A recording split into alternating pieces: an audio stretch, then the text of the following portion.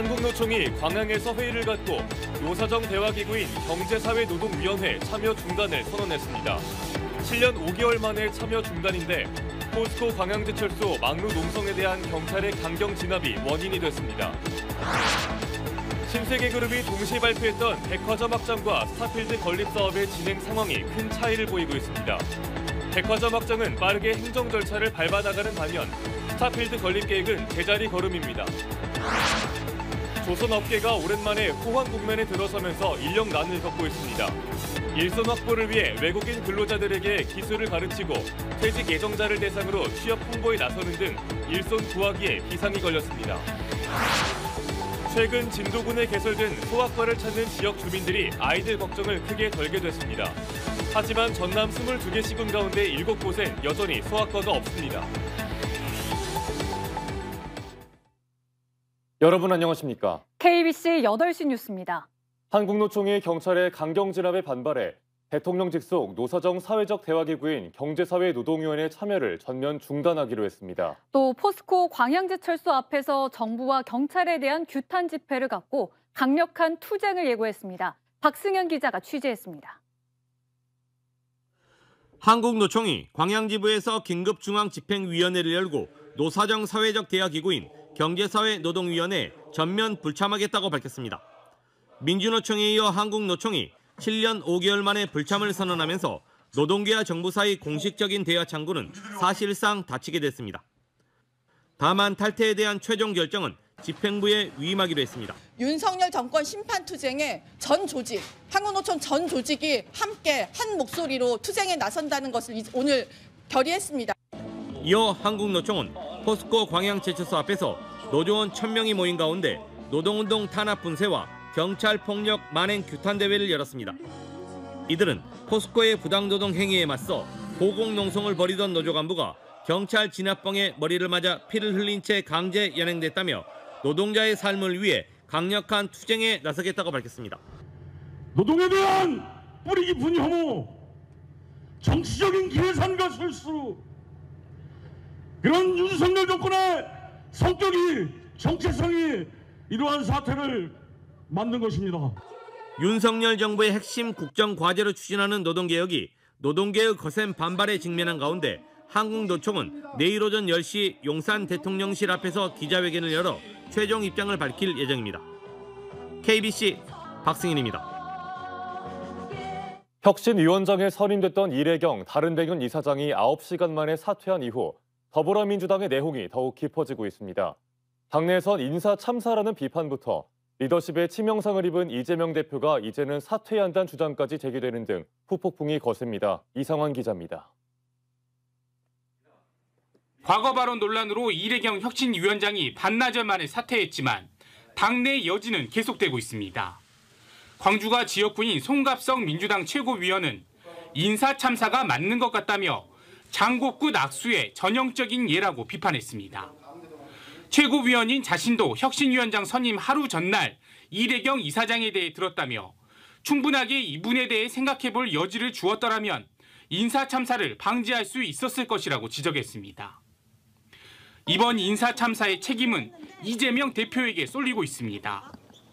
당의 쇄신보다 친명체제를 공고히 하기 위해 이래경 이사장을 임명했다는 비판이 큰 가운데 부실, 졸속 검증에 책임을 지고 대국민 사과를 해야 한다는 주장이 터져나오고 있습니다.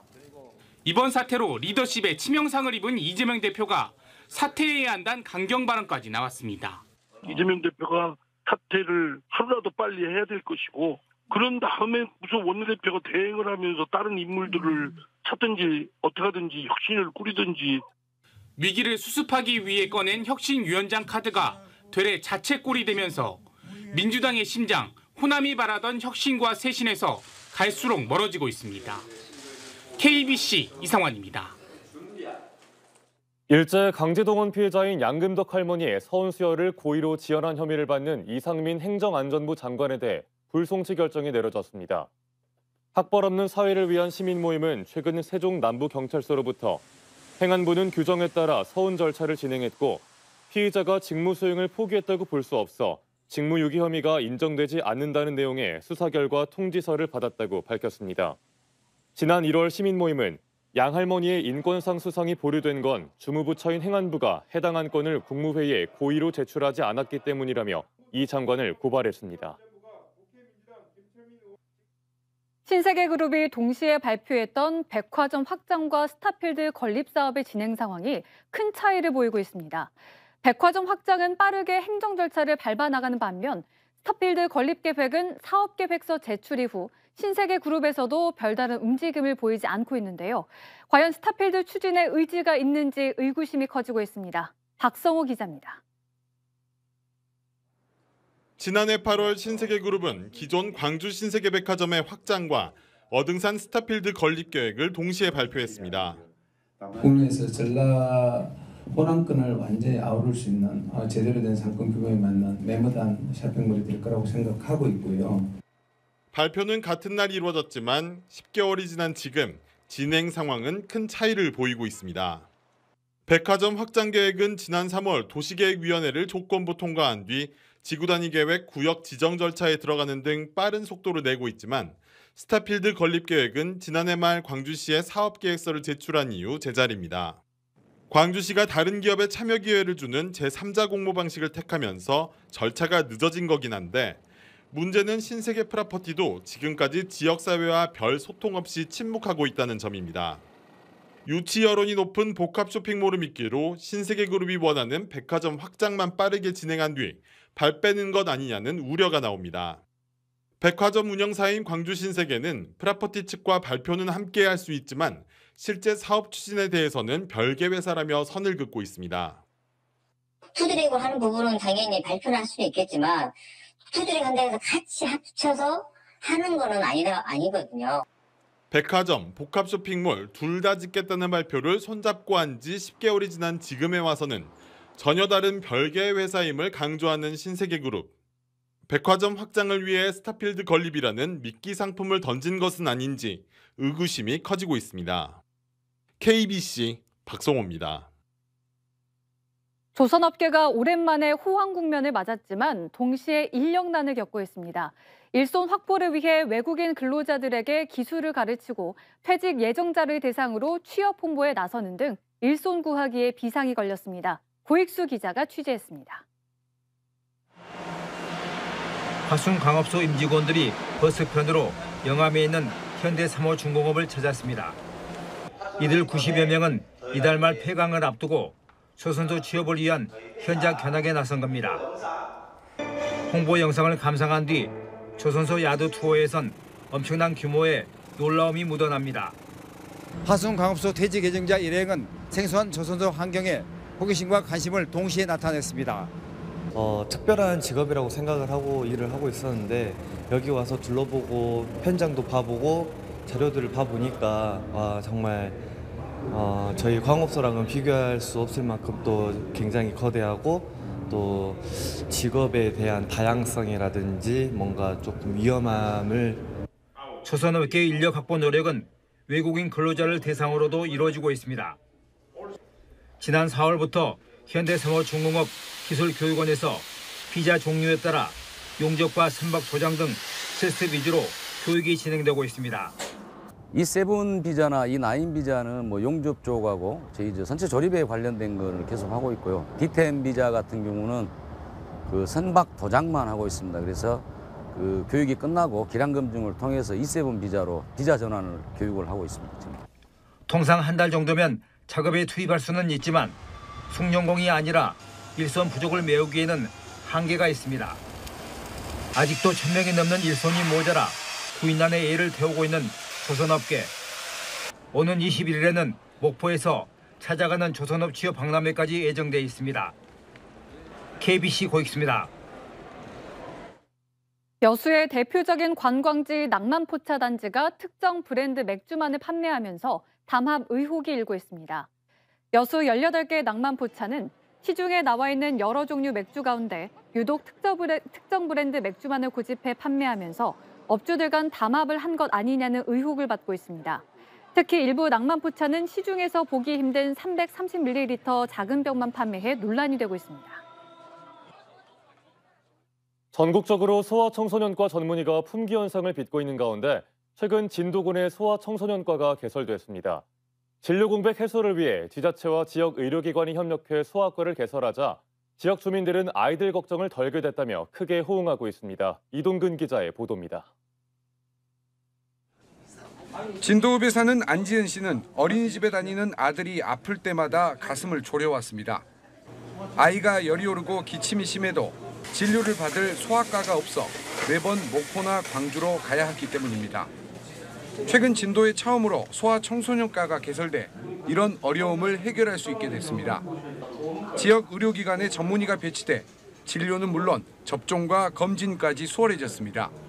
아무래도 멀리 간다는 자체가 너무 부담이 있어가지고 진료를 좀 안 보고 미루고 그랬던 적이 많아가지고 좀 병이 진행된 상태에서 간 적이 많았는데 가까이 있으니까 그냥 바로 와서 확인하고 기면기고 아니면 아닌 게 확인이 되니까 그게 가장 편리한 것 같아요. 농어촌의 소아청소년과 개설은 쉽지 않은 과제입니다. 저출산으로 인해 수요가 적고 수가도 높지 않아 병원 입장에서는 적자가 뻔해 운영이 어렵습니다. 더욱이 소아청소년과를 지원하는 전공의가 갈수록 줄고 있는 데다 농어촌 진료를 희망하는 의사를 찾기도 쉽지 않습니다. 전문 선생님 구하는데도 많은 어려움이 있었습니다. 오신다는 분이 2명이 오다가 안 오겠다, 온다고 정하신 분이 그 전날도 전화해가지고 못 오겠다 하신 분이 있었고. 결국 의료 공백 해소를 위해 지자체가 나설 수밖에 없는 상황입니다. 진도의 소아청소년과는 공모 사업을 통해 전체 운영비의 30%를 국비로 나머지는 지자체가 지원하게 됩니다. 이것이 어렵게 개원한 것을 폐원이 되면 안 되죠. 그래서 군비 지원이나 우리 군의하고 충분히 협조를 해가지고 최대한 군비를 많이 확보를 해가지고 우리 재단에다 지원을 할 그런 계획입니다. 현재 전남 지역 22개 시군 가운데 아직도 소아과가 없는 군은 신안과 영암, 보성과 구례 등 7곳에 이릅니다. KBC 이동근입니다. 요양병원에서 80대 환자가 추락해 크게 다쳤습니다. 어제 오후 1시 40분쯤 광주광역시 신가동의 한 요양병원 2층에서 80대 입원 환자가 창문 밖으로 추락해 크게 다쳐 병원에서 치료를 받고 있습니다. 지난달 24일에도 광주시 금호동의 한 요양원 2층에서 80대 치매 환자가 창문 밖으로 추락해 숨지는 등 요양병원 안전사고가 잇따르고 있습니다. 요양 서비스 기록을 허위로 꾸민 노인복지센터 직원과 복지사들이 무더기로 적발됐습니다. 광주경찰청 반부패 경제범죄 수사대는 2018년부터 5년 동안 재가 요양 서비스를 제공하지 않았으면서 방문 이력을 허위로 꾸며 요양급여 5억여 원을 수령한 혐의로 복지센터 관계자와 복지사 등 23명을 입건했습니다. 이들은 불법 수령한 요양급여를 나눠 가진 뒤 범행에 협조한 서비스 대상자들에게는 월 20에서 30만 원가량 수수료 명목의 돈을 제공한 걸로 드러났습니다. 광주시와 한평군 금호타이어가 광주 공장 이전을 위한 논의를 다시 시작했습니다.